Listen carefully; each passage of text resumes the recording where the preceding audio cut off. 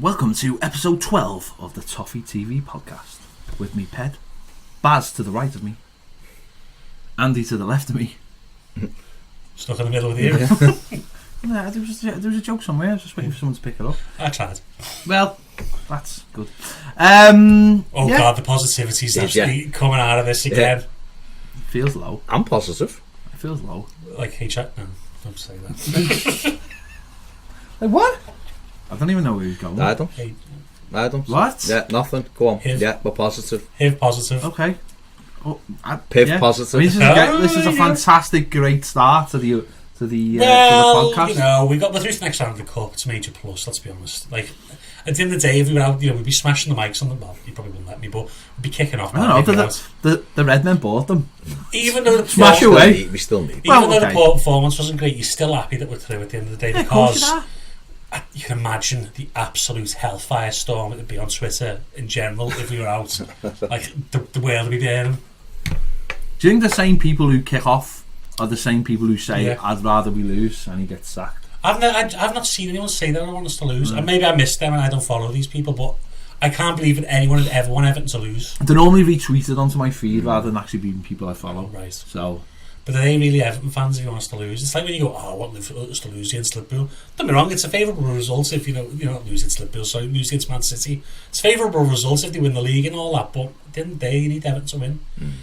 If it was seeing the difference between getting fourth and Liverpool winning the title, I'd take. But then I suppose some people who feel like that will be ones that have made their mind up that, particularly at the moment, that say Marco Silva's not the right man, they want him out the club as quickly as they can and we can move on. Because people have that.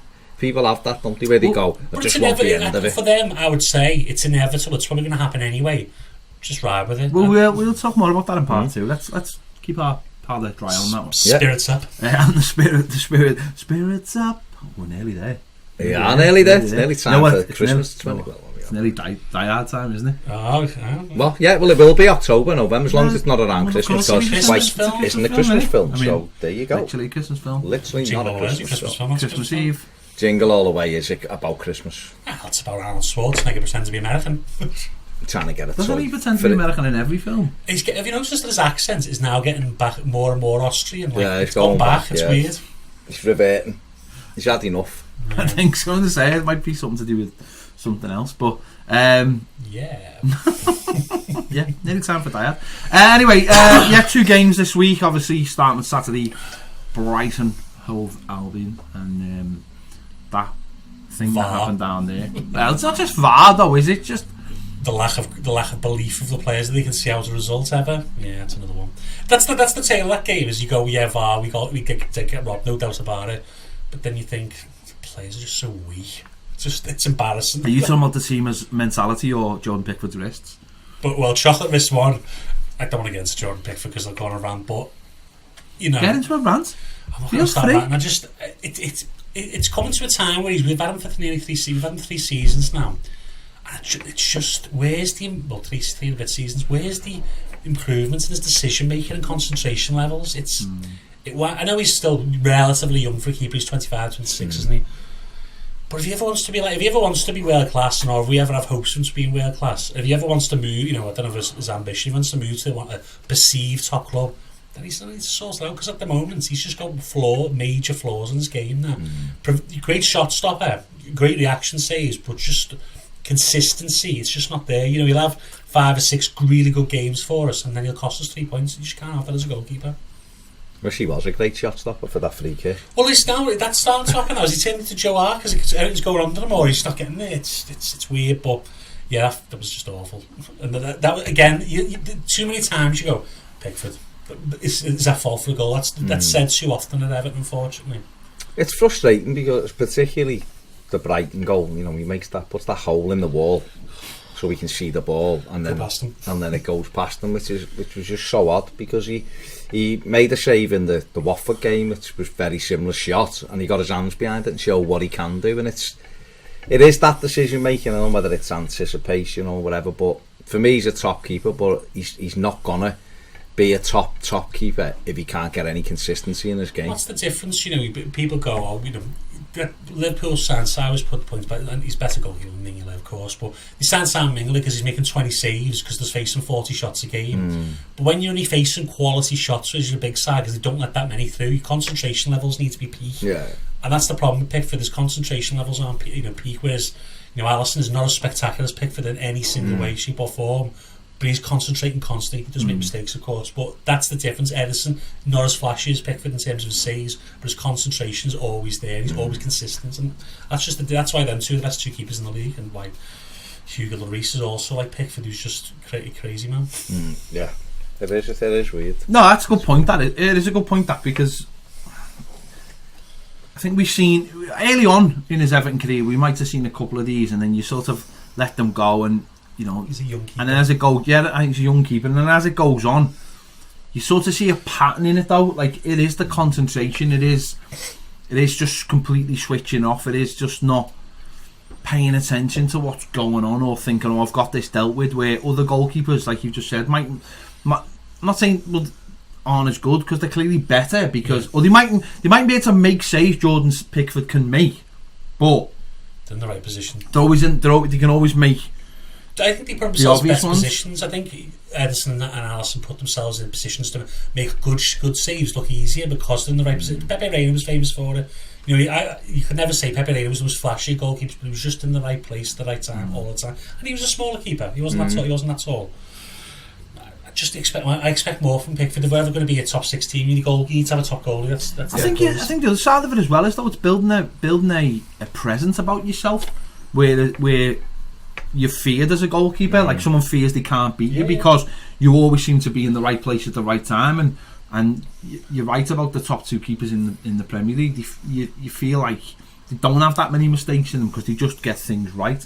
And Jordan Pickford, sadly, I think it's one of those things where other fans of other clubs sort of have been seeing that for a while, or maybe you've been picking up on a couple of mistakes, but when you look through blue tinted glasses, you don't always see that. But to me, recently, it's becoming more and more evidence of the mistakes he's making. I don't want to dig him out because he's not one of the. He's not. I wouldn't call him a weak link in the side because he's certainly not to blame for where Everton are at the moment. But it's a very important position, and we've had our defensive issues over the last couple of years. And unless the defence is really confident in its goalie making those decisions, sometimes for them, then it can cause that. It causes that doubt, doesn't it? That doubt then causes mistakes, and we've seen that a couple of times. The last couple of years, the Zuma Pickford thing last season against Spurs, which was just a nightmare. That's as a result of them being unsure of the confidence in the goalkeeper getting it, or the different centre back getting it. That's the issue. But that's just one part of Saturday. Obviously we got back into the game, didn't we? But then all the hell happened, didn't it? Well, that's it, isn't it? I mean, we get back in the lead. We get back in the game. We start playing the better football. We take the lead, and with 15 minutes to go, you're just thinking, right, see the game out. Get a bit of game management in there. See the game out. Don't do nothing stupid. And of course, the VAR situation is atrocious. It's not been brought up though. It's really that Arsenal one is all over everywhere. Because Callum Chambers is in, but the Everton ones, because David Geiger said it was a pen, whatever. Thanks, Dermot, whatever. And Richarlison's wasn't, he said. That was pathetic as well. Which was nonsense. So you can't. That's a whole, obviously, a long conversation. But as I said on Twitter, there's enough money in the Premier League. Go and get the best referees in the world. I just think it's the most money in the world in the league. I'm not accusing anyone. It's rife for bribery. Let's be honest. It's the biggest money league in the world. It's rife, and there's decisions that just don't make sense at all in any way. And if you look at Lee Mason's record against Everton, that was the thing, isn't he? He's given 9 penalties against Everton. Which have cost Everton runs, and on Saturday he done it from a business park in Milton Keynes or whatever it was. And you can just, do you know what? It's like the Nias thing, which has never ever cropped up again. By the way, that rule went out the window. Everton always get done with these things. I remember someone saying that someone submitted that when Andy Johnson couldn't get a pen. And that's if he was hacked down in the box or not. We submitted the package to the FA. Everton probably should do that again because you're not going to get fair decisions unless you put. That's what Ferguson was great at. Before the games, he put pressure on referees and they give decisions for Man United. Everton needs to be one of those teams that gets the referees fear giving pens against or fear not giving pens against. How come Palace get pens every week? Zaha gets kicked everywhere. I remember showed us Richarlison. Well, he throws himself to the floor. I remember Neville Southall getting done for holding the ball for 6 seconds. Yeah, against Nottingham Forest, and they scored and they won the game. So, I mean, whoever ever seen a goalie getting done for 6 seconds? He brought in the 7-second rule. No one ever got done for it. They were just running around the box before. Do it wrong. It's a hard. Everton. We could only give the hard luck story of Everton, but at the end of the day, the draw was still there to be had. But, you know, people could say basically drained us because we got robbed, but you still got to see games out. It's a mental fortitude, you know. I said the other day, it comes back to that thing of in isolation. That Brighton game, you'd lick your wounds and go, one of them days we were robbed, this, that, and the other. But it's been that story too often. We've lost 4 away games on the run, we haven't played anyone, and that's the bigger picture. You know, you go 2-2. It was a shocking decision by the referee because, like you said, if you give that penalty, you had to give to the Richarlison. You had to. It's the same decision. So he didn't give it. They give Brighton a pen, but Everton have got to be better than that.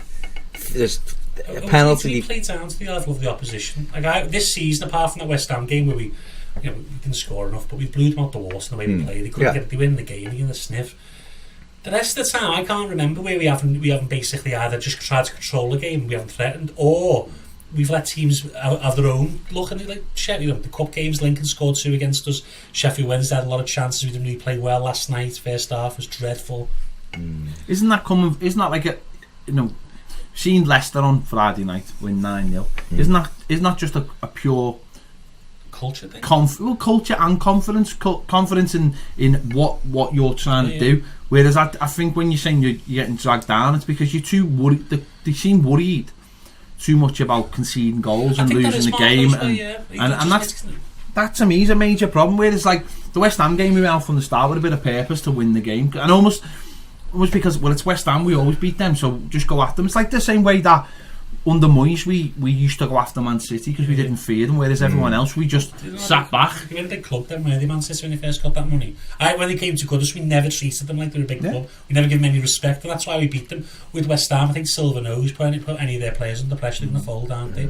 That's what happened last year when we played them, and then this year when we played them, and we're not seeing any. Maybe we'll have a great run against the top 6 again in December, but who knows? We're going to have to. Otherwise it's going to be a half season. Well, they're going to be open, aren't they? And we're better against open teams, aren't we? That's a fact, isn't it? Particularly at Goodison. We're all right again. I don't fear any of them at Goodison, no matter who's in charge. But I just think for us, there's an intensity level thing for me with Everton. And on Saturday, we didn't have any intensity. And if we would have had intensity, we'd have beat Brighton. Because let's be honest, that you've got hipsters on Twitter trying to tell you that Brighton are this great football team. Hello. Well, what did I say to you last week about Brighton? I've seen them all season. The bang average. It doesn't matter if you get them playing rondos all over the pitch. No, ultimately they haven't got any good players. At the end of the day as well, a transition from a low block team into I would say you can't say they're a finished article by miles because they're not going to be able to Graham Potter. So I think the praise came from probably a bit early because it could be by the end of the season could be in trouble because they're going to be one of those teams. They haven't got enough good players, Brighton. They've got workman-like play, which is fine, by the way. Which is fine. I'm not thinking. I'm just saying. It made me laugh last week when people were going. One in particular, where Everton could get done 6 or 7 by the. If you thought that, you're an embarrassment. Right, you know why we wouldn't get done 6 or 7? But by the same token, is that they stuck to what they were doing. But Everton allowed the game to be played slowly. You know what? It looked to me exactly like a carbon copy of the game we played at Christmas down there when we lost last year. There was very low quality from both teams. I include us in this because until the second half, the first half we were poor. Second half, for that half an hour after half time, we were the better side, but we still didn't really create anything. We had all the ball. I think one of the reasons why we do that is because we get into games and they're slow, and then we almost try and quicken up too fast, and it'll just give them the ball away instead of building the tempo up gradually. People getting a feel of the ball in the first 5-10 minutes, everyone getting comfortable on the ball in the first 5 minutes, getting used to the conditions instead of, and this is what we've done a lot over the last 2-3 seasons, is we try and rush everything. So we're trying to play perfect passes and they're getting overhit. They're not realising the pitch is a little bit slippy, so it's going to skid off it. Instead of just getting into the game, settling into it for 5, 10, 15 minutes, and then doing all the basic things you should do in a game of football, getting to know your opponent a little bit. What's the fella got on me today? What have I got on him? Sussing it all out, doing all the basics right, and then building from that. And that we do that all the time. You're right, and I think in this game, something clicked in the second half when it was 1-1. We were like, we can win this. We're on top of you. We're passing the ball. We're moving it. We're getting into nice areas of the pitch. These are not really doing anything. They didn't create any chances at all. You know, he made a couple of changes. Obviously, he made the couple of subs after he brought Sigurdsson up, which I thought was a mad decision. Well, I just thought it was a mad decision. I said that, and it's a default thing with him. No, this is what I was going to say. Why we probably won't get beat 6 or 7 away is because I think he's scared of losing away. And we play like it. We play to control away. Whereas at home, we can be sometimes, not on the front foot. But there's no. If that's the case, why have we got all of our midfield on the edge of their box in the last minute? Then why aren't we protecting ourselves if he wants to? Because I think that's the disconnect sometimes. And this is another thing I pick up. Why have we not got back to basics? Like, when you're in trouble, managers always say, scrap everything, get back to basics, get the basics work, and then build on that. We just seem to be building on the house of cards that we're building, that we're going now. And some games it works, and most games it doesn't, especially when teams sit back against us. First half, like against last night, but they did that first half, and we sort of struggled with it again. It's weird because quite clearly Everton have got the ability in the side. Players with a lot of talent in there, but I don't know whether it's clear instruction from them to slow the game down, to try to quieten the crowd. But I just think we're at our best when we play with intensity and pace, and that's when we worry teams. When we're slow and pass it round, we make it very easy for teams. They know what's going to happen. Yeah, there's two ways of playing in Everton. It's like you say, that fast pace we saw against West Ham, and then there's that style where I think teams just know that they can deal with it, and we get sometimes score. But this is where I don't understand why you would have a Sigurdsson on the pitch, because when Iwobi's on the pitch in the middle of the park, there's something's going to happen where it doesn't always come off, but there's going to be a little bit of intensity. You can see in his own body language, he's always on the move, where Sigurdsson's very right hand pocket. Yeah. But he just stands around, doesn't he? And you've seen that in the match. I just couldn't believe why he would bring Sigurdsson when you think, Iwobi's playing there. Let's just move a Charlison to the left and put a striker onto the middle. No one would have any issues. Exactly. The shape's exactly going to be as it is. You've trained for that all week, and then you bring in Sigurdsson on who slows everything down, and then the second and third subs, yes, one's positive, but then the other one is you're taking a right-sided midfielder off who's pushing them back, and then they end up scoring by coming down our right hand side. It's not a coincidence, that, to me. That they've done that. I've called this game management into question a lot, and people go, the subs work as Dom score. Yeah, okay. But I think sometimes the subs can bring the mentality onto the pitch. If you make the right subs, it pushes you on, or if you make the wrong subs, it opens you up, and like you say, that right hand side, as soon as you make that sub, that's when we. But I don't think anyone was questioning Dom coming on. No, I understand. It's 1-1, right? So that's fine. So anyone saying to you, the subs work because Dom scored, well, yeah. But the Delph sub to me, and I said it at the time, and I said it now, the Delph sub didn't make any sense to me. It was either take Gomez off, he was shocking, and put Delph on in that same position, then that's fine, because he's still leaving. Brighton were pegged back, don't forget, because Walcott pushed Dan Burn back because he was worried about him. So they weren't coming out. We had Dom, and we had Richarlison. But what he did was, he took Theo off, put Delph in, pushed Sigurdsson over to the left, and all of a sudden he started moving the whole team around. Then Tom got pushed up into a false 9. Yeah, and then I think this is Marco's problem, and it was mad. I think a lot of it is actually to do with confidence. He's just, I think he should, not that he's, I've called him clueless before, but he just seems short of answers, and he seems to either overthink things or not realise what he's doing. I just think he feels under so much pressure that now he can't see the wood for the trees, and I'm not having that João Pedro who might have gone, hang on a sec, stay calm.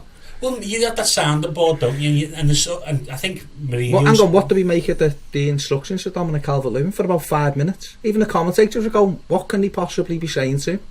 He was ready to come on. The ref was going, coming on, and he was going, Bowen Morse, he was going, one instruction, go on and score. Well, what happens is someone's got a camera in the stand, taking pictures of the defence and saying, getting these gaps. Yeah, I'm alright with all that. It went on for far too long. 5 minutes because it's simple instructions. Look at them two there, get in the middle of them two, work off that. Yeah. From what I heard was he was basically showing them all the shops on the way home that had orange twirls.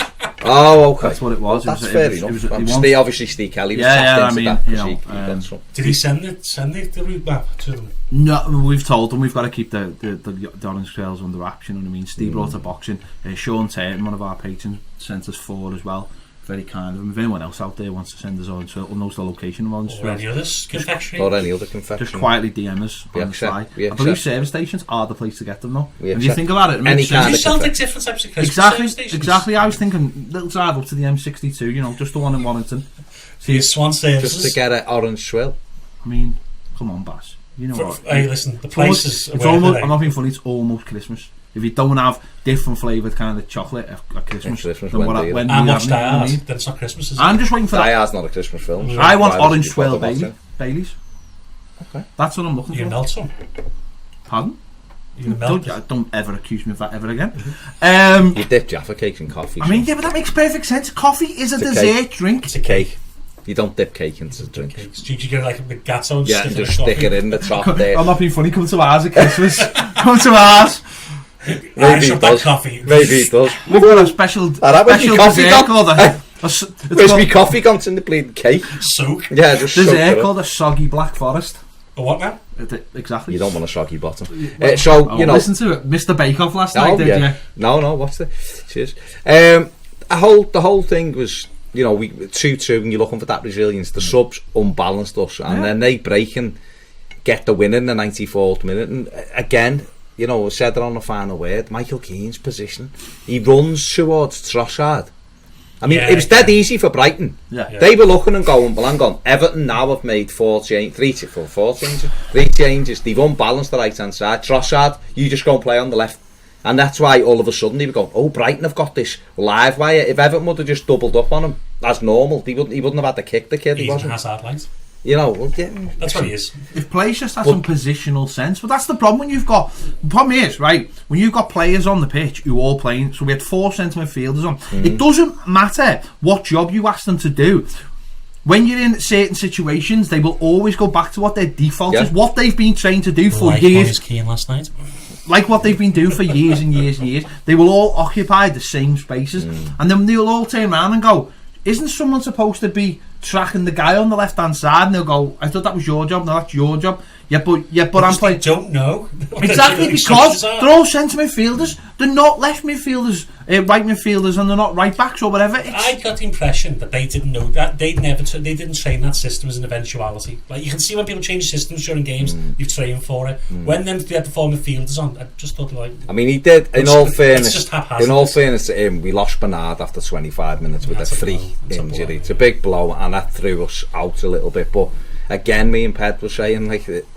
Don't know whether it might have been on the final word. Instead of just putting Calvert-Lewin up front and the Charlton to the left where he plays, he ended up moving a Wobie back out to the wing and put Sigurdsson in. But then he changed the whole. The pilot's an aeroplane.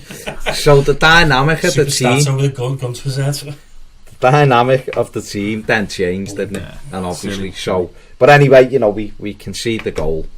Not really Luca Dean could do about it. If he'd left it, Glenn Murray had to put it in at the back post, because that's how. I just didn't understand Michael Keane's movements in it. He goes towards Trossard and then runs away from him. If he carries on, but if he carried on running towards Trossard, he'd have slowed the play down, and we might have got bodies goal side. He's absolutely terrible defending space, and do you know why? Because he was so good defending in the low block, because he didn't have to do things like that. And sometimes he's fine without the low block, and I think Silva's done quite well with him to get him to a level where he's been alright in it. But it's natural, like you say with other players, default was I can't defend wide because so we ran back towards our goal, creating loads of space for Trossard, and we lose the game. And that from even if we'd have got, we said this, even if we'd have got a point, you'd have gone, alright, we've been robbed there by VAR, but we got a win last week, we've got a point this week, we move on next game, and we lose the game, and you feel like, and I know we're going to talk about it in part 2, but you feel like we're just back to square one. Literally back to square one. But at least we had Tuesday night against Watford. It was absolutely dreadful. And what I would say, this was almost like a flip. On Tuesday night, he started out with a formation that didn't really work. Got to half time, reverted back to something that did work, that did have a shape. It had the desired. Wanted 4-2-3-1. No, but it had the desired effect, whether you like it or not. Natural right hand side play can change everything. Yeah. Well, and it worked, and it got us the win. It got us into the hat, got us into the quarterfinals, and it shows sometimes. But like you were saying before, don't overthink things because you haven't got time to make the preparation for Moise Keane to be on the right hand side. Just play him centre forward, don't play him at all. I know you want to give him minutes. I'm all for developing players at minutes, but don't give him token minutes in a position he's not gonna excel in. Play him on the right, but play him high. Don't make it a 4-5-1, which is what it was. It was a 4. Richarlison was too this deep. Is what I complain about. Richarlison can play there. You know, he's not the best. He's not at his best there, but he can play there because he's a winger. But you're still not getting the best out of him doing that. So it's like a constant thing, isn't it? I don't understand the obsession with the 4-2-3-1. I think now that Sigurdsson's out the team, you know, hopefully for the foreseeable future, that we can go to a more natural 4-3-3. Now you don't have, you can shape the midfield out if you like. You can still have Iwobi slightly ahead of the two, but just deeper, and you have the 3 narrow up front. But Iwobi works. Iwobi doesn't play like Sigurdsson. This is the difference when people look at it. He's putting tackles in on the edge of our box and things like that. But you don't really see. It's exactly what he is. People go on about Sigurdsson. Gylfi Sigurdsson's got loads of fantastic technique. He really has. He strikes a ball lovely. He can get you the goal from nowhere. But he's not involved in the game. End of story. 15 touches he had at the weekend. 15 touches. That's because he was at Swansea, and that's why he excelled at Swansea, because they're not expected to be on the ball all game, and he can have those little pockets flashes, where he gets in flashes and scores a wonderful 30-yarder. He's got wonderful technique, let's be honest here. But when you need a team to break someone down, you need to be on the ball constantly as number 10. What he wouldn't have done is he wouldn't have battled through that couple of players that led to the first goal. He wouldn't have battled. He wouldn't have got through those players, put a ball in that obviously got kept well alive. Defended. Got kept alive by Walcott, put in, and Allgate's scores his first goal. So, but that's the difference, though, isn't it? I mean, as I'm saying, whether you think Iwobi's is good or is creative, it's things like that get you opportunities. It's creating opportunities through hard work. So by subtraction, there was maybe taking goals out the team, but you basically. But are you taking goals out the team? No, you overall you probably. But what's he got? He's got 3 at the moment, hasn't he? Will be 2 or 3. Yeah. Well, the point is though, he's a more natural goal scorer, Gylfi. But then what you're adding though is that creativity and movement off the front, and it's making other players better. Going back to Moise Keane just very quickly though. Oh God! If Richarlison plays a half decent ball, he's got a tap in, and it's 1-0. No one's saying, oh, he's terrible. They're saying what a good goal. You know, Richarlison down the left hand side, pulled back, and he's got a tap in because it was such a bad ball by Richarlison. It never gets to Moise Keane. And there was another one after that, I think, that he got the ball and really he should just get it at his feet and strike it, but he started to take people on a couple of times. And I think half the problem was not necessarily where he was playing, it was just that he's trying too hard. Because the opportunities are so limited that. What happens is when you, whatever level, if you're trying to get in a team, you're trying to prove, you know what, when I was playing and whatever level for whatever team, if you're not in the team, you get on and you're trying to show, especially if you're trying to make an impression, you're trying to show everyone that you're a good player. So he's doing step overs and stuff that he doesn't need to do, instead of just being simple and knock it off, get it back. The one where he broke quickly, and he's doing all this. Get your shot away a bit earlier. He hesitated, then he hits it and it gets blocked. But you're thinking if he'd have just got it out of his feet, he'd have had a bit more space to work in. And there was one that Iwobi almost got him in, and he'd have been in on the keeper, and it got the last ditch challenge, cleared it. But I'd like to see him with Iwobi behind him. I think that Iwobi'd slip him in. I think when you played Sigurdsson there, and people go, "Oh, we played against Sheffield United. He played against." Yeah, but let's be honest here, Gylfi does put a couple of good balls in every so often, but doesn't play to the striker. He wants to cross it. I think one of our big problems is I'm sort of starting to see. Iceland. No, sorry, that's true. I'm starting to see the pattern that we had last year, where we started with one team, and by the end of the season, we ended up with a different manager. No, we started. Didn't last year. No, but we started because like Paul McCartney is the Marvel Silver. Avril Lavigne. We started with one team last season. Don't forget, first day of the season at Wolves, and by the end of the season, it was completely different. And I feel like it's going to be the same this season. I feel like the likes of Sigurdsson are going to go out the side, and Coleman's going to go out the side, and Michael Keane's going to go out the side, and by the time, Silva's, it's going to be. I mean, let's let's hope it improves the side. But those things could have a big effect on the likes of Moise Keane, and hopefully that's the case, because it's not. Do you know what? The story's not written about Moise Keane. People going Sandro and all that nonsense. No. Come on. Let's be honest, if anyone watched him for, if you can go and watch him for Juventus, he was confident. He's playing with Ronaldo up front, and people go, well, that's the quality he needs to play with to be good. It's not. He was great for them in the league. But anyway, he needs to be given time, but it's not going to help him. The stop-start development. No. That's why I'm glad Andy Gordon's not on the team. I know he's put stuff on Instagram there. I'm glad he's not near the team yet, because I can imagine the exact same with Tom. Tom, one game, like last season, he'll be playing the game, a couple of games, come on as a sub, then he'll be in the stand for the next 3 games. That is not how you develop players. I was surprised Tom wasn't in the team last night, to be honest. I just think that. I think there's too much on the line. I know the manager is probably thinking, yeah, but it's a League Cup, it's a good opportunity to give this player, but I just think people like Tom need a run a game. He's the one player who needs. Yeah, and it doesn't matter. It doesn't matter what tournament it is, or if it's we played Saturday and we're playing Tuesday and playing Sunday. I think he's the kind of player just like put me in that team. Alternatively, though, did you measure obviously the peak performance and all that? Yeah, he didn't play for a while, and then he's played like 3 or 4 games on the bounce. They might be saying he just needs that little break. He might play Sunday against Spurs, and that might be what the. Well, I hope so, but that's going to be the big litmus test for Tom, because they're a very physical side, which is what people have accused him not being able to play against. You've got Ndombele, Sissoko, or big midfielders who control the game. That's going to be a good test, but I would play him, because if you are going to be Tom, you need to be moving those midfielders, and his tempo is added tempo to the team. Well, Richarlison finished it off brilliantly in the last minute. Great finish to just put them out the misery. Striker's finish. And we're into the next round. We'll find out tomorrow who we get. Anyway, coming up in part 2, we will be discussing the state of play of Everton. There you go.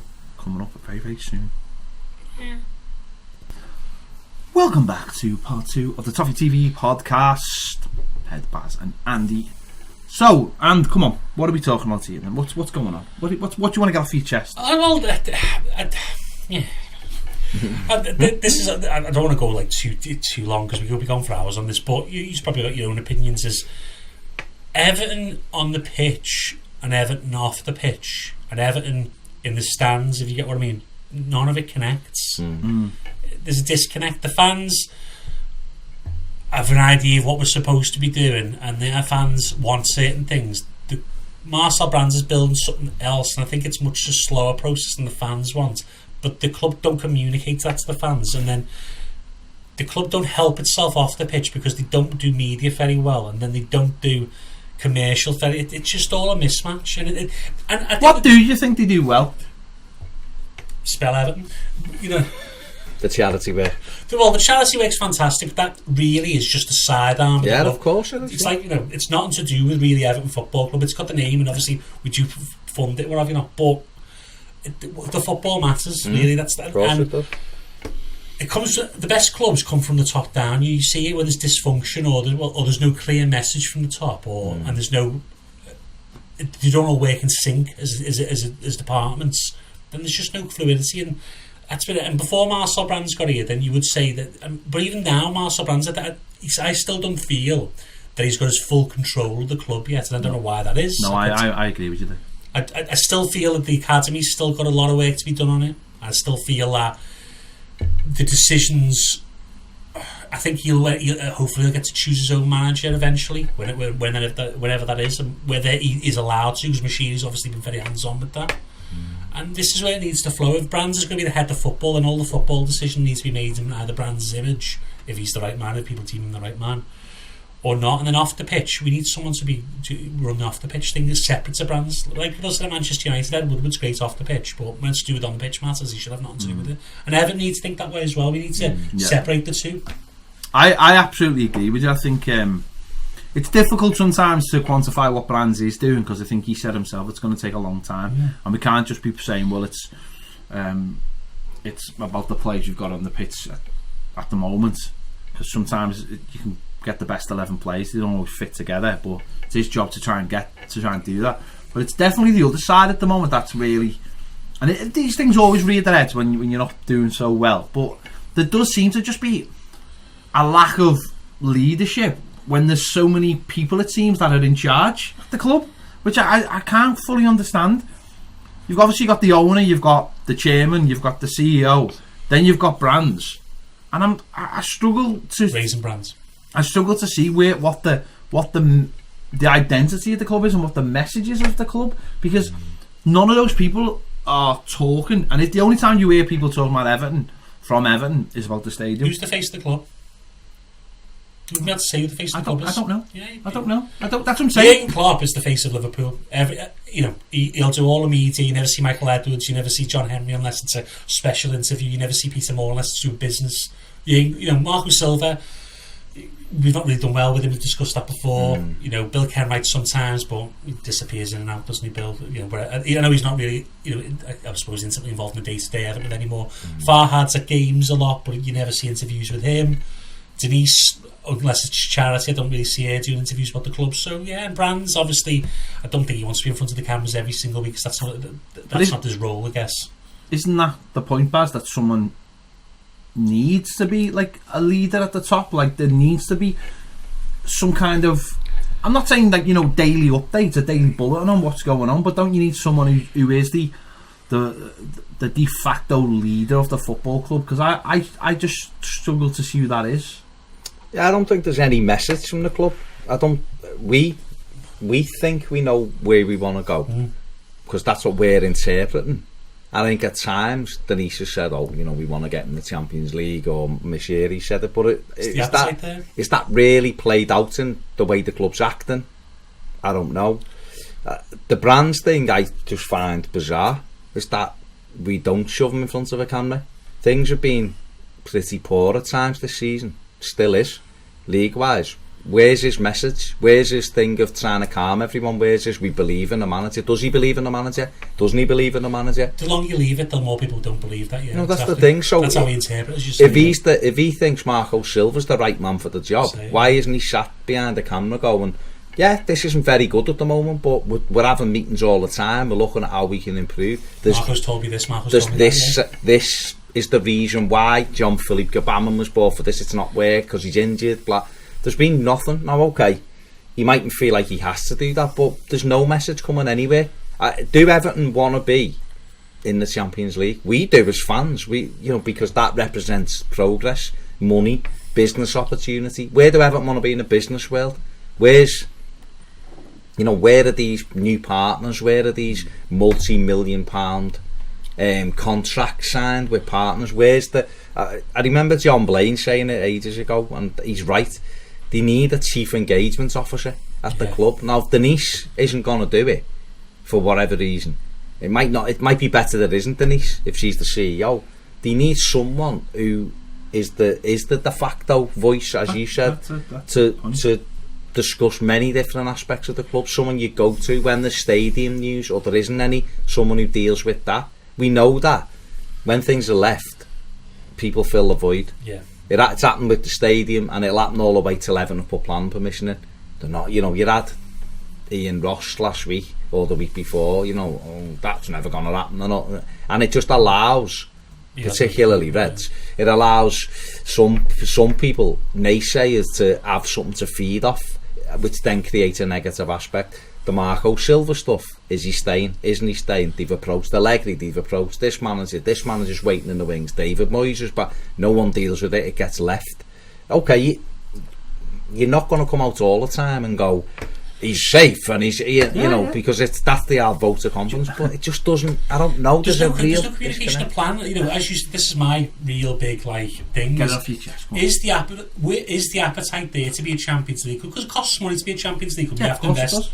Well, we seen Man City last week. Or as a Premier League status, like a lot of other clubs, we want to be one of the pack just because we've got that revenue, and it makes us a valuable club to potential buyers once that stadium's up. Now, Machine, I'm sure, is an ambitious man, but I've always thought and always saw it as he bought the club because he saw an opportunity to double his money eventually because of that stadium. And he will. And if you look at all the other clubs that were bought before Everton, I know we used to have constant conversations about Sunderland. They had a new stadium. West Ham had a new stadium to look forward to. All these clubs had stadiums. Everton didn't, and no one would take the chance on it. And so Machine decided there's probably a lot of money to be made in getting the stadium up and selling Everton, and I think that's what he's going to do. But is the appetite there to be a Champions League club? what I was going to say then was, going back to your point, Baz, was I find it quite funny when people say, you know, when things happen like we lose, and some positive news gets spun, or, you know, when you see Bill Kenwright with like Bernard on that Brazilian TV footage, and they're like, oh, he comes out but he goes missing. They're giving the club far too much credit.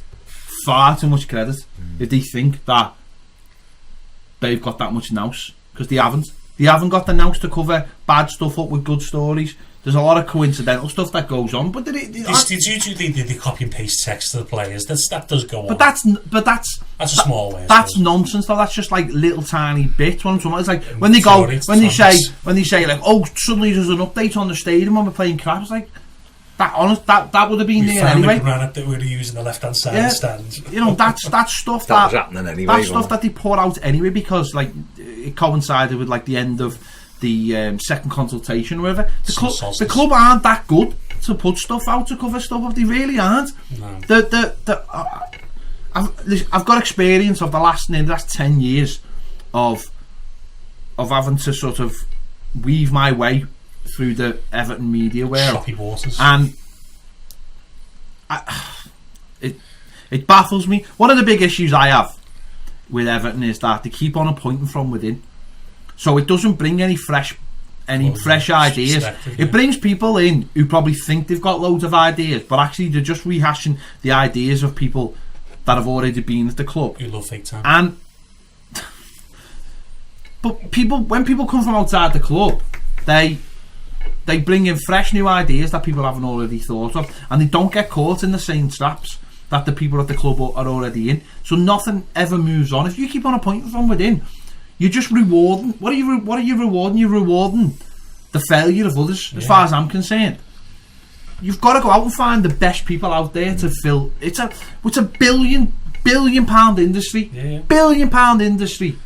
And Everton is still, for me, running it like it's 2001. Like it's a corner shop. They really are. You go to Anfield, right? And I know it's a different kettle of fish, but it's a stadium that's always open. It's a stadium that's always got tours on. It's a stadium that's always got people. It's got a club shop that is like, it's like a warehouse. It's absolutely huge, and it's full of gear. You know, they're just on a court case because they're trying to get out of one big deal to get into another big deal. And it's like with Everton, it's like we can sit here now and none of us know whether we're going to have an Umbro kit next season or not. We don't. We sign a contract multi-year. We don't know whether it's going to be Umbro. There's rumours of other companies. Everton just seem to do things on such a small scale, and they don't want to really raise their head above just the surface, just in case it's wrong. And it's so annoying, because these are the same things that I was moaning about 6-7 years ago on my podcast. The same things I was moaning about is that, you know, it's always the same little things, and it's so frustrating, and it's on every level at the club still. And they might have, oh yeah, but we've got a department for this, and we've got a department for that, and we've got a department for this, but everything seems to get micromanaged right down, and yet it doesn't seem to go anywhere. And that seems to be Everton in a nutshell for me. It's they come out with all what they're going to do. They're going to do this and they're going to do that, and then when it's time to actually follow through with it, they never do it. And we haven't got enough market leaders. That's the problem. You've got when you go and get someone who's leading up their industry and doing well in their industry, they bring not only fresh ideas and not only experience of doing the job, they bring a black book with them, people who they've dealt with. Where's that? I worked at Everton for 11 years, and all I would say is that it's tripled in size of staff, but I wouldn't say it doesn't appear to be run better than what it was. I was there when there was the accounts. I had 3 people doing it. Now it's got about 40 people doing it and things like that. There's loads of head offs at the club and things like that, but I'm not seeing any evidence that we're dealing in different levels now. It's difficult, don't get me wrong, it's difficult to compare us to Liverpool because Liverpool are a global brand, but what we can do is follow their model on a smaller scale, surely, because at the minute, like you say, there's question marks over whether Umbro are making our kit. We've heard other companies are making our kit, and that'll come because fanatics will basically make the kit and it'll just have a brand put on it, whatever. There's other things going on. There's sponsors dropping out, but then they're replaced by other sponsors, and they just for a year. Why aren't we getting bigger and bigger deals? Not just that. There's just so many little things. There's communication problems. There's things with like the originals and stuff that hasn't been followed through. That hasn't been followed through as well as what we hoped. You know, the club are still helping, but it needed to be a bit more of a concerted effort. Trying to leave a legacy, goodness, and we would speak to a lad, and he was saying that they want to leave a legacy before we leave, because the grand old lady's going to be gone in a couple of years, isn't it? So you've got to leave a legacy. But this is the point: they start things and they never follow them through. I think that's my big problem with it. Build. Well, very much so. Well, that's it. That's 25 years ago, and we didn't do that. How we said we were going to do it. They start it this is the thing though. They start things and they just never follow them through. Do you know what? You know, we went to the Fanatic launch. That must have been a year ago, mustn't it? Now, the Fanatic launch, and we were told at the Fanatic launch, oh, you know what? Something could happen on a Saturday, and by the Monday we could have a T-shirt out for it. I think they've launched about 4 T-shirts in that time, and they're all awful. The gear they bring out is awful. Oh, it's shocking. It's shocking. I don't even get me started on that side of things. The darkest club shop in the world. It's like they turned all the lights off so that it's a club, isn't it? No, they turn trying to make it like Hollister. No, they do. That's what it's like. No, what it is. I don't think it is. I think they're trying to turn all the lights down so people walk past it and don't realise it's there, because that's what it feels like. Whereas I've said this before. Turn the lights off, no one can see. Yeah, no one can see. No one can see. Don't keep walking. They won't come in and bother us. Upstairs to sell. They won't see that we've got no stock in and it's crap anyway. But it's that stuff though. You walk past the Liverpool shop and it's booming, it's bouncing, it's dead light, it's dead airy, and it's very welcoming. Ours isn't, and that's to me is what the club's like. If you went up to the club right now, right, the tickets office would be open, the club shop's open, but you could walk around that entire ground and you wouldn't feel like there was anybody in that stadium. You go to Anfield, there's tour buses outside. You go to Anfield and there's people outside all the time. Yeah, but I mean, we have moved the business to the live. No, I appreciate that. So I appreciate that. Well, you needed to do that. I appreciate that, but what I'm saying is, my point is, it's not about being a business. It's about the place feeling alive. Therefore, it feels welcoming. Therefore, how many times have you heard stories? And I know they do tours. But how many times have you heard stories of like people going up there and it's like, oh, you know what? I come all the way from America and I got there and Frank's this dead kind steward. He let me have a look around. It's like, no, that's a business opportunity. That should be. Yeah, but if there isn't a demand, I know what you're saying. Create a demand. Create a tour. Liverpool have got all kinds of mad virtual reality stuff and everything, and I know we're not shopping in a different chalk and cheese. I appreciate that, but why don't you have a little look and say, well, what are they doing that we could be doing? And it's all right. Maybe people will go, well, what's the point? There's so many few years left, but of course there is, because the club is still renovating parts of the ground and doing different things. They've just done the lounges. Why isn't one of those lounges open on a normal day and you're welcoming people and going, this is going to be open all day, come and have your dinner here, come up to Everton, have a little look around, get on a tour if there's one on, and come and have something to eat here. And I've been saying these things. It's a member of staff. They will say it'll be staff members. Then you've got to have someone in to prepare the food. Yeah.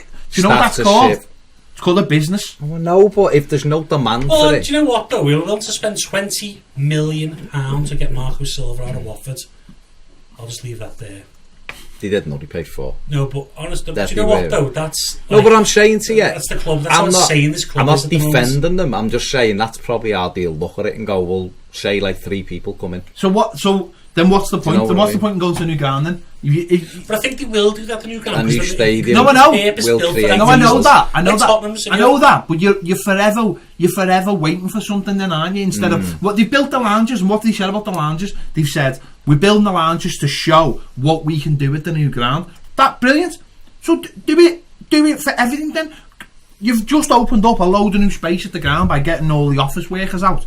So create a better tour. Put somewhere in there that could be a restaurant open for a couple of hours a day to coincide with a tour or whatever, and that's where you finish your tour. And you know that's the way big clubs do these things. It's not like we haven't got any trophies to show people as well. You know, I know people like, I haven't won 8 for years, but one of the successful clubs in the history of England. There's a history there to be told. It's a lot of things, and it drives me absolutely up the wall.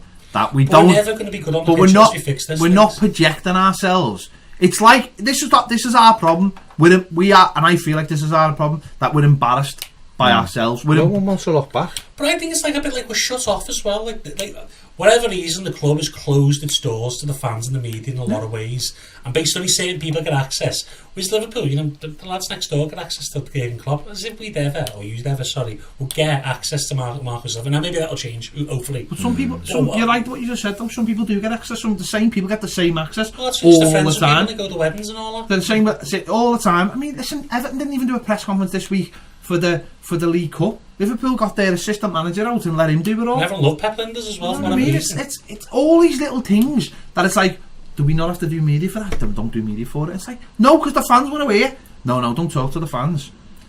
It's baffling. There's just things that we just... I want to know. There's loads of simple wins with Everton that could improve stuff, and they don't do it. And I'm not saying Marcus Silva still to me is our 10-point plan. I just want to say, if he said we're building this year, we're hoping for Europe, we're hoping for a cup win, but it's still going to take time. Everyone will go, all right, that's not good enough, but whatever. He's saying that, at least there's a plan in place. People can understand, but then when it's just nothing, it's just the urgency that we sit in forever. This is actually, I've been saying this for years, Everton never, because we lived hands and mouth every year, there was no plan. Now there is a plan, it seems, and I think, you know, this is what Marcel Brands has been brought in for.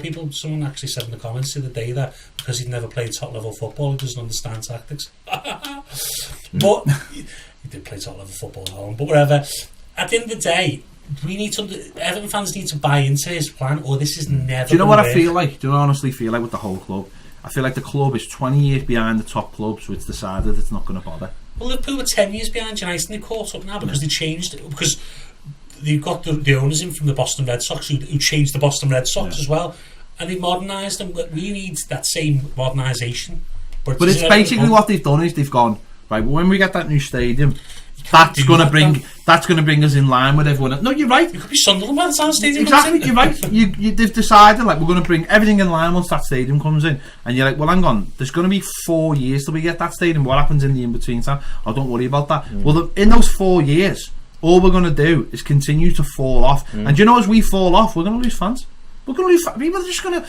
The people that you're supposed to add every year are not going to follow us. It's a dads and lads. It's going to be a dads and lads club for Everton. You're not going to get those lads who go, actually, just support Everton, because there's other options out there. When the 90s, when I grew up, there was Everton was still because of the reputation of the 80s, was still a big club. Now, kids, there's every league in the Barcelona kids are more prevalent than Everton kids around the world.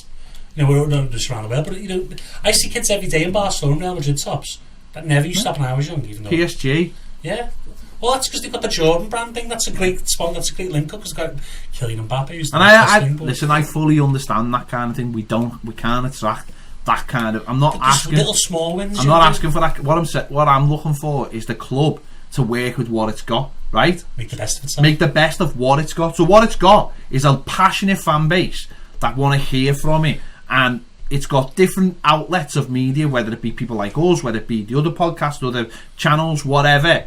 Instead of going through the same people all the time, trying to get your message out to the people it matters to, and then spread it from there. Whereas for far too long, they've either jumped over and gone, oh, we'll just ring Jim White, or we won't spread the message at all. Hello, Jim.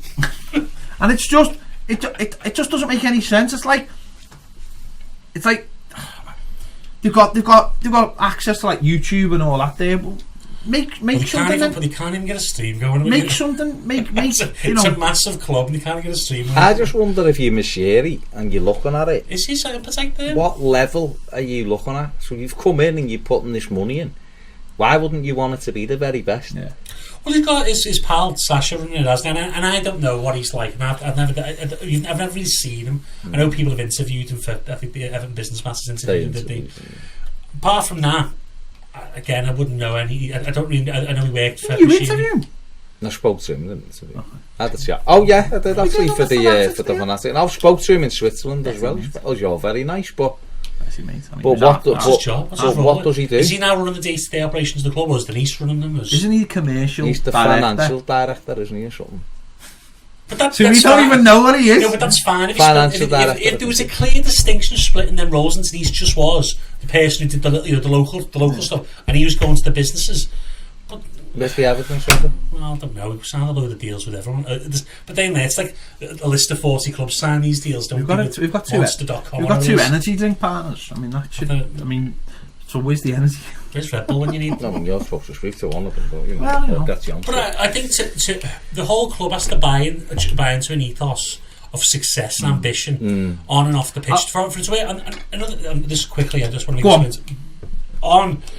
For Everton to be successful, the academy needs to be one of the biggest things at the club. And for whatever people say about it, that we don't produce enough good players, it's because the pathways are crap. Marcel Brands needs to get hold of that academy and sort it out, because otherwise it's going to slip away from us and we're going to lose really good players next summer or the summer after. Well, I'll tell you what, just to round this off, I'll tell you what will be dead interesting what happens with now to the end of the season, because over the weekend it was that Premier League breakfast in America, wasn't it, for NBC, and there was a lot of Tim Howard was obviously there, and he was all trackied up, and it was a lot of Everton focus because Howard was there. Yeah, loads of Everton fans. They were on live, and they had this little girl, and she had a kit on, and they were holding on, and it was very Everton centric because Howard was there, because obviously he's a big American hero. Loads of Blues watching the match. There was a lot of focus. Darren Griffiths was over there, so you know it was important.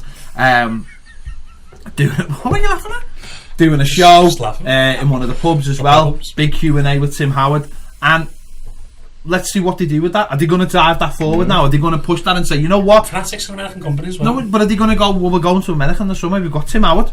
We've got an ambassador. We've got this big... Can't go. Because we've got the Carabangi game. No, but they've got this new Everton in the USA brand. They've ditched the other one. They've created their own one. Are they going to follow that through now? Are they going to push that forward? Are they going to try and get... Are they going to go to the States? Like, you know what I mean? Or what? Or what? Go to the States? Or what are they... Oh, hang on. You can drop us off at the airport. And that is my role. The point being is that are they gonna? This is now a thing that they can go. We're gonna push this through now. We've got one of the biggest names in American soccer, and we can drive through this. Are we gonna do it? And that will be a big test of Everton actually starting something and actually pushing it through. It's not gonna happen. I'm going to save you the time. I think that's the way Everton work. They just go, it sounds like and someone goes in the room. No. Do you want me can't do that? Because I'm on holiday that week. So leave it. There's actually a story about Tim Howard and people being on holiday, but we'll leave that for now. Anyway, let's move on. Coming up in part 3, we will discuss, probably very, very quickly, the game against Spurs on Sunday. Welcome back to the final part of the Toffee TV podcast, paired Baz, Andy the Piv. Tottenham, 4:30 Sunday. Kryptonite coming. Honestly, Spurs are the one team I always worry about, because I just think the last 5 or 6 years, since Pochettino, really, because before that, really much really, but just outsmart us every time. And it's really evidence as well when you watch the game. It's like, they're nowhere near these. But they're not in great form. They haven't won since January away, is it? Oh, well, that should be easy then, shouldn't it? Someone roll up the picture of that fella. Here comes Everton. I always think the problem with us in Tottenham is when we play them, I always think they've got like a mental toughness that we haven't got. Like he did. I mean, I know it hasn't been you know, that evident recently, but I always think they just have a steeliness about them that we just don't have, and they can get through games, and they can. I remember a couple of years ago when we got beat by 3-0, and they were doing nothing, and Harry Kane killed a crossing and it went top corner, and we just felt a bit, and they just went on and battered us 3-0. And it's that kind of thing, but it's like when you've got the likes of Kane in form, or an Ericsson, or whoever's in form at the time, you know, you know that we can huff and puff, but they only need that one moment. So last season, wasn't it? Last season, 1-0 up. But then we have what looked like a perfect goal disallowed. Yeah. They come down the other end, mix up between Zuma and Pickford, and then we end up getting battered. 6-2, destroyed at home. It was a frenetic game that way, and at the time I remember it was end to end, and then obviously Pickford and Zuma. It was end. Basically, that was it. It was just weird. It was a weird game, man. We done all right at the opening 25 as well, where Cuco Martino was just isolated completely by Spurs and just annihilated us. I think that was the game Harry Kane scored that goal.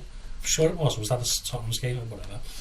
Anyway, but yeah, they're not playing well, but I think they're still better. They've still got enough quality to put us to the swords. They're really good. They should be the top. But then we should come on the traps and push them back. Put them on it, yeah. Because then if you put them under pressure, exactly. You put them under pressure, then they can fold.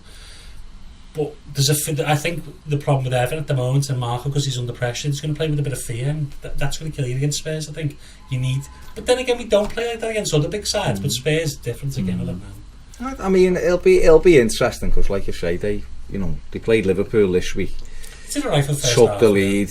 Son should have made it 2-0. How he's missed that one. They were just getting more. And then he just panicked and went back. Once Liverpool. And then Sergio Aguilera's 9th penalty in 5 games. What it's been. Yeah, I mean that was pathetic. So they're not strong mentally at the minute. They've lost 18 games in 2019 or something. Is that the thing we've got to do then? Start the game fast and try and get in the lead. And if we can try and get in the lead, and suddenly they're under pressure the again. Doubts creep in then, don't they? Because they're not been coming back. Last season they were coming back and winning games, because they didn't draw, I think, for the first 6-7 months, wasn't it? And then they were winning games out of nothing, and this season it's been saving themselves, like the Dele Alli goal that was given that shouldn't have been given, and I don't know, it's on a more weird side. They've got more than enough talent to be easily third in the league, the best team in Chelsea.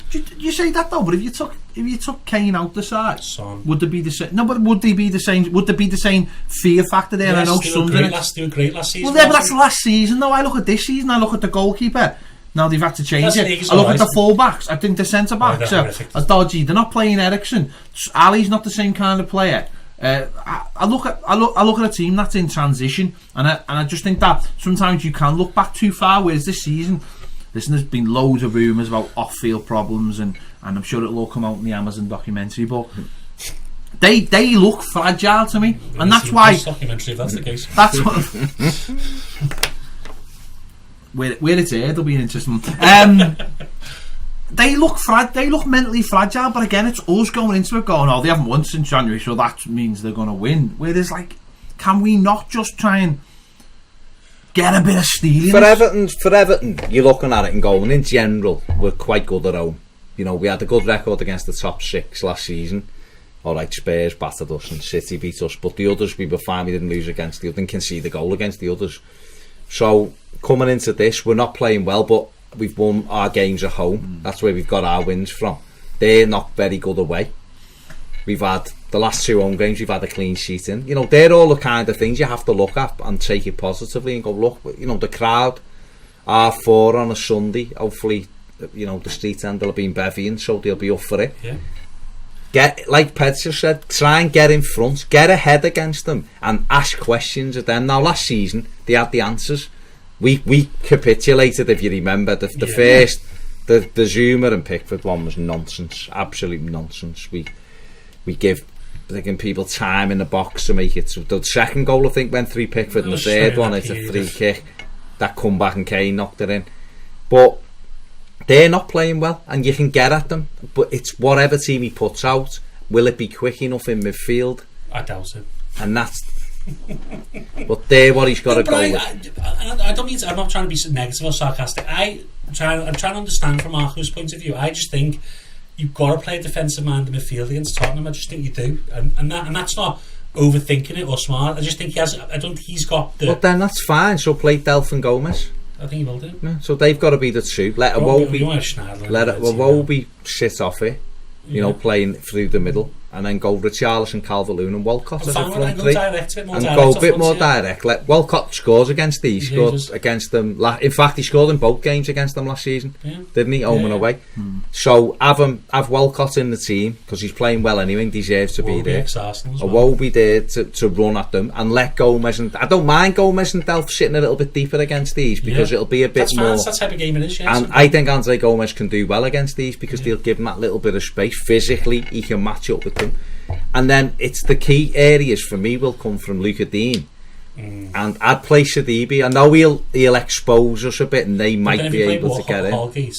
Then you might be able to cover. Then you've got a bit of cover. So listen, he's not step on the toes that show you do. No, because I haven't decided. I'm just saying this is what he could be. It's very on brand. But what you have to do with that is you have to ask them questions. I think if we go into it and sit back and go, let's try not to lose, they'll take us apart because we'll ultimately, by giving them so much respect, we'll give them opportunities, and like you said, they'll take. We seen that a couple of weeks ago when last week wasn't it in the Champions League? They won 5-0. They got into an early lead, then got a second, and then the team couldn't live with them because they laid down. We can't afford to do that, and I don't.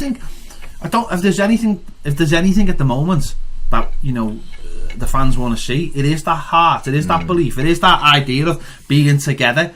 I think certainly against Watford in the first half, that lack of drive and that lack of perceived passion. There's nothing more that gets to you as a fan of when you're not doing well, is not seeing the players sort of working hard and having a tempo about them. And I think if we came out Sunday and we had the right go, alright, listen, the result, if they're a good side, we know they're a good side, but if the result goes against us but people put it in, then people go, yeah, they go there, they got that's why you want to see a side performance. They got the tactics right, but they were just too good for us on the day. You know, last year we got beat 6-2, but it was horrendous. But after, you know, I went out for a couple of drinks afterwards, right near Christmas, wasn't it?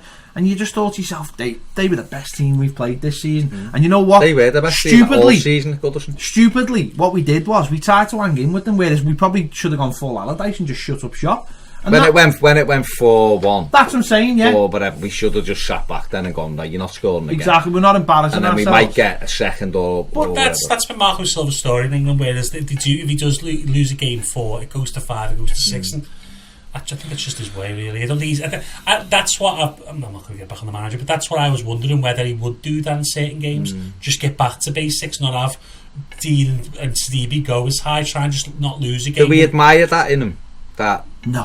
Yes and no. I agree with what you're saying. He just kind of goes, well, I'd like a manager who sticks to his principles, but 13, 14 months on, if they're struggling to see it. If they're the same principles that get you 4-0 wins against teams that are down at the bottom of the league, then that's fine. But when you've just been had off by most of those teams, you can't say that, can you? No, it's not like, you know, you live by the sword, you die by the sword. It's just like we die by the sword every week. No matter what, no matter who we play. David Moyes lends us a penknife. The big thing about Sunday is it's an opportunity for 3 points. We're playing them at the time and they're probably at their most fragile. That'll be 3 wins out of 4. Well, there you go.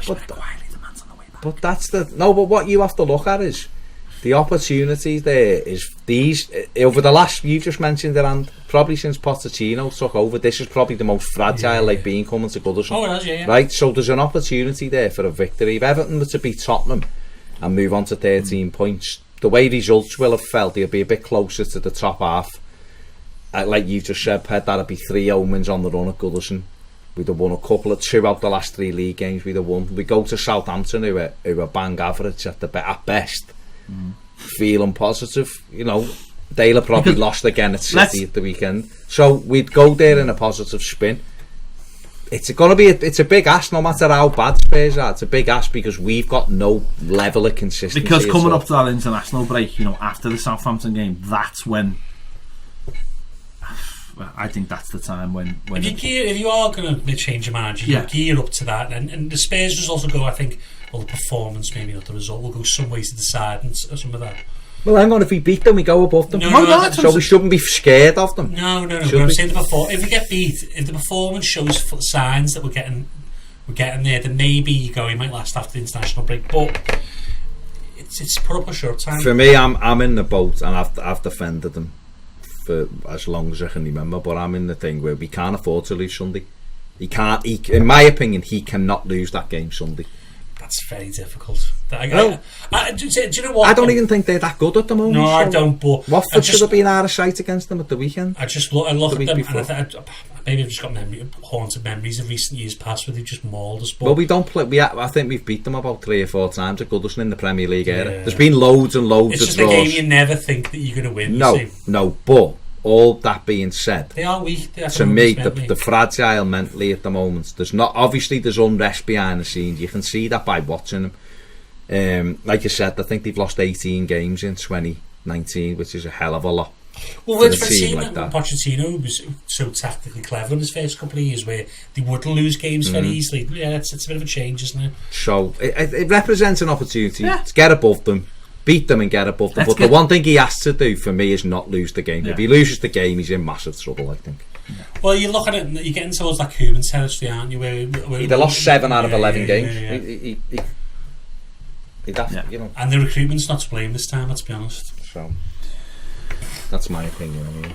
There you go. I don't do predictions anymore. We'll find out on Sunday. It's an opportunity to win. I'm not sitting here thinking we won't beat these. If we play a certain way, we can win. It's an opportunity. If we play a certain way, you've got to dig in. You've got to dig in and get Try and get something out of the game. Most Got to definitely. dig in and get something and do what. Show the fans that you. Yeah, get some passion. Get set your team out.